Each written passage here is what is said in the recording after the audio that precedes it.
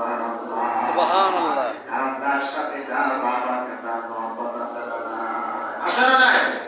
এই জন্য আল্লাহ তাআলা ইদ্রিস তুমি আর সবচেয়ে ভালো কোনটা?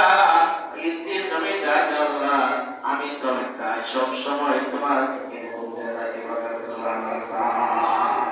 আল্লাহ না তোমার টাইম কত অনেক হয়েছে, তো আমি আল্লাহ তোমাকে তওবা দিয়েছি। এটা আমি আল্লাহ এখনো কাউকে দেই নাই। তুমি যদি এক ওয়াক্ত নামাজ পড়ো, দুই ওয়াক্ত নামাজের সব তোমাকে দেওয়া হবে। তুমি যদি 1 টাকা দান করো, 2 টাকা দান করার সব দেওয়া হবে। তুমি যদি একটা রোজা রাখো, 2টা রোজা রাখার সব দেওয়া হবে। তুমি একটা ভালো কাজ করবা, 2টা ভালো কাজ করার সব দেওয়া হবে। বলো সুবহানাল্লাহ। অর্থাৎ মহব্বত আল্লাহর সাথে ভালোবাসা এসে গেছে। এই কিছু যা চাই আল্লাহ তার কাছে তা বলতে বলেন সুবহানাল্লাহ। আল্লাহ আমাদেরকে দিবে কিনা? কি আল্লাহ দিবে কিনা?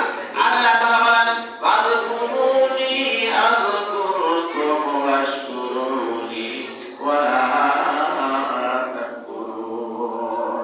আল্লাহ তাআলা বলেন বান্দা তোমরা যদি একবার আমি আল্লাহকে স্মরণ করো, আমি আল্লাহ তোমাদেরকে 10 বার স্মরণ করি। বলেন সুবহানাল্লাহ।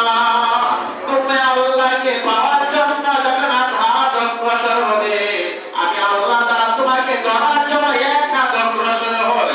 তুমি যখন আমাকে আল্লাহকে পাওয়ার জন্য হেঁটে হেঁটে আসবে, আমি আল্লাহ তাআলা তোমাকে ধরার জন্য দৌড়িয়ে দৌড়িয়ে যাই। বলেন সুবহানাল্লাহ। ভাই নবীর চেয়ে আল্লাহ আমাদেরকে কম দেয় নাই।